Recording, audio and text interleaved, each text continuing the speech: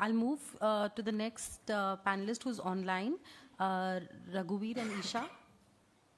You collectively have 12 minutes. Just keep a tab on the time in the chat. Okay. Thank you for the invitation to present at the Urban Arc 2025. I present also on behalf of my friend Raghuveer Katpalia.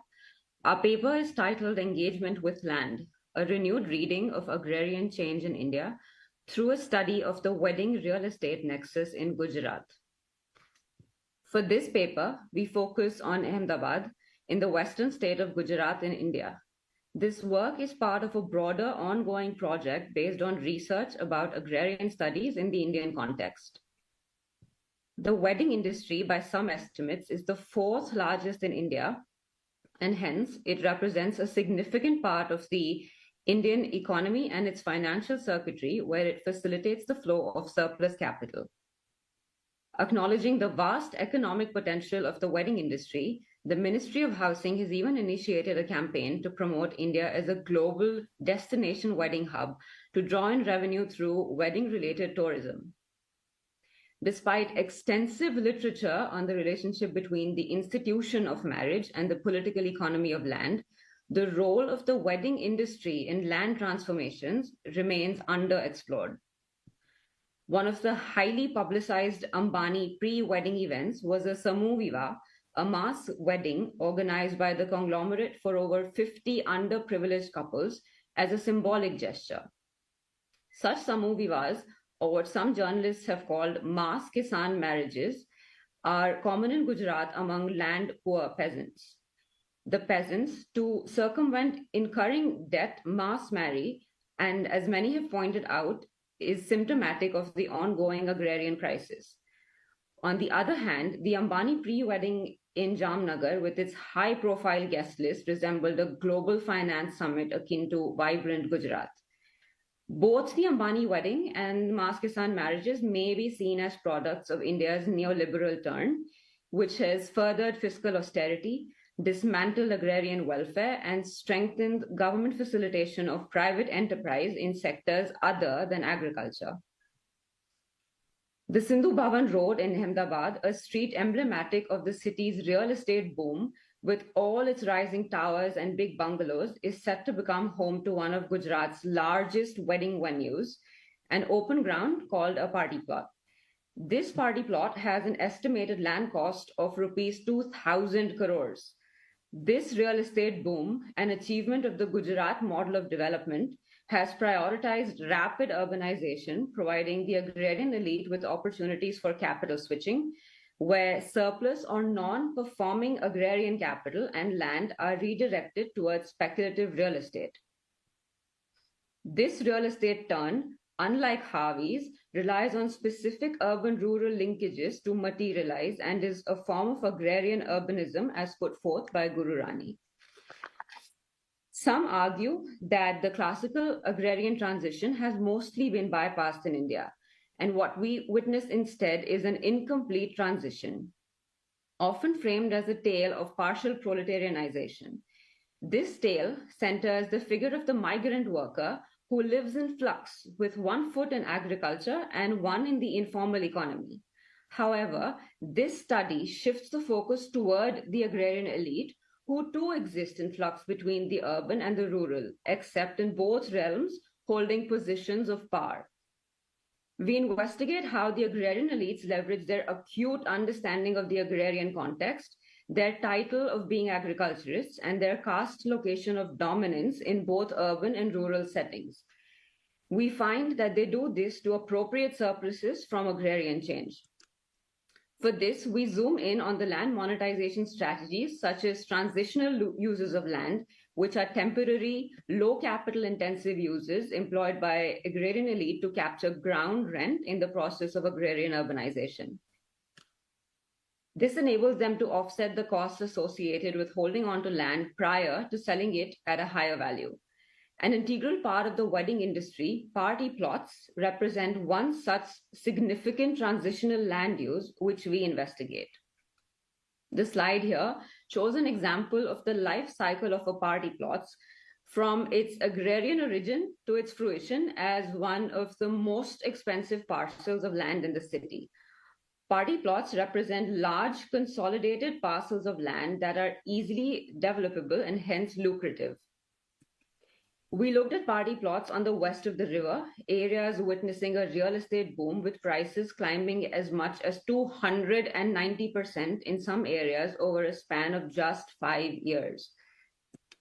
Our ethnospatial analysis uses juxtapositions of various sources and forms of information regarding the spatial distribution of party plots and the caste of the people who own them. We also conducted informal interviews with 25 people related to the wedding industry, such as party plot owners, wedding decorators, wedding planners, migrant workers, florists, and builders. This helped us better understand the economic logics and labor dynamics.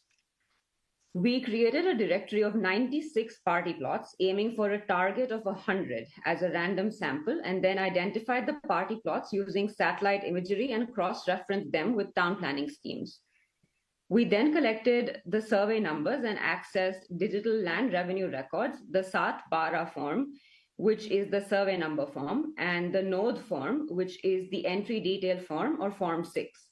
We extracted owner names and classified surnames by caste and developed a scoring system to determine majority ownership by Kanvi Patidars, assigning a score of 1 if over 50% ownership by this caste was confirmed.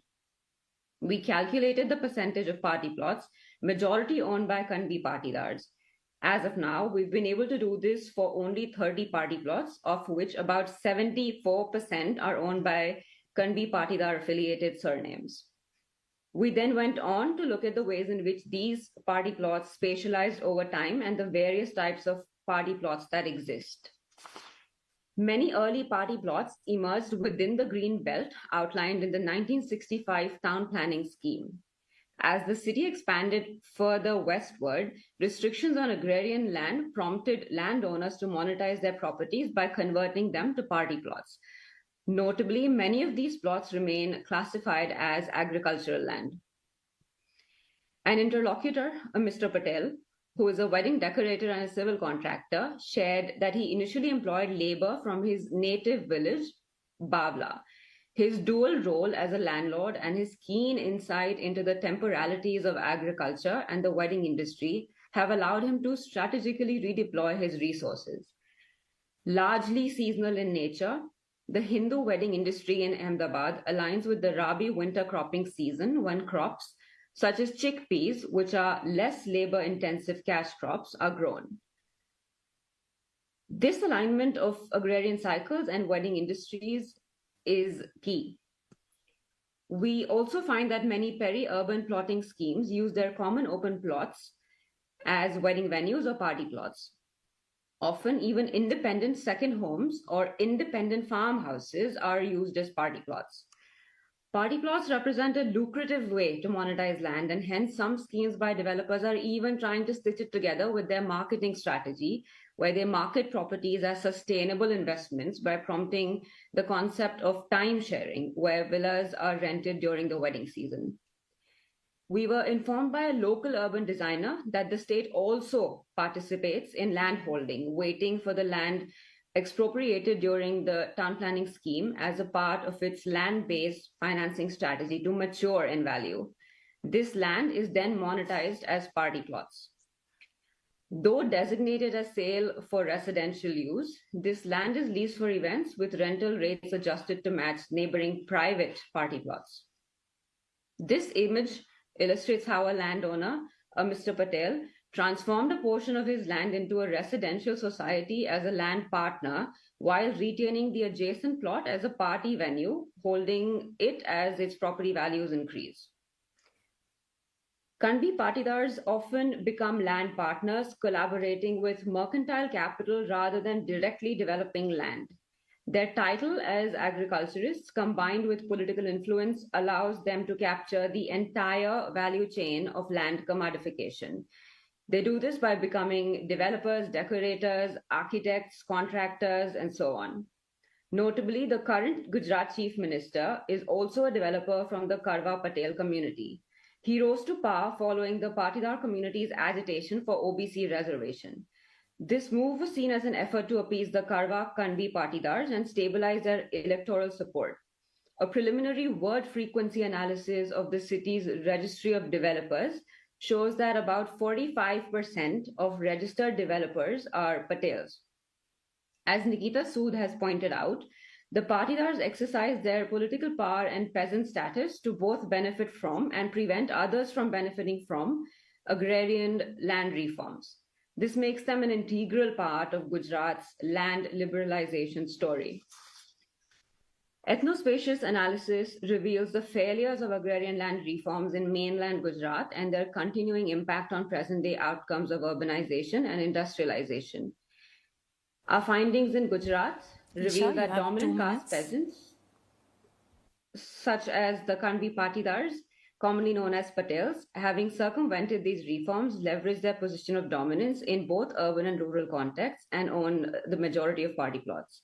We argue that the wedding industry replicates urbanized versions of the landlord-tiller relationships, facilitates the flow of black money, and contributes to the speculative economy linking agrarian, land, and urban transitions. In conclusion, we uncover the complex integration of party plots with evolving urbanization patterns and the real estate market. We examine the communities involved, both those who own and those who work on these plots, highlighting the socio-economic mobilities at play. Agrarian elites leverage their rural identity and urban influence to capture the process of agrarian urbanization. We uncover how speculative real estate practices driven by temporality foster land monetization strategies like transitional land uses and help speculators mitigate holding costs. Ultimately, we demonstrate that the agrarian elite, through their unique position in the urban-rural continuum, are able to forge favorable nexuses by reconfiguring circuits of land, which are agrarian, labor, who are migrant workers, and capital, which is black money. This analysis helps us to open up new imaginaries of the constitutive role of the periphery in making the urban. Thank you. Thank you very much. Please keep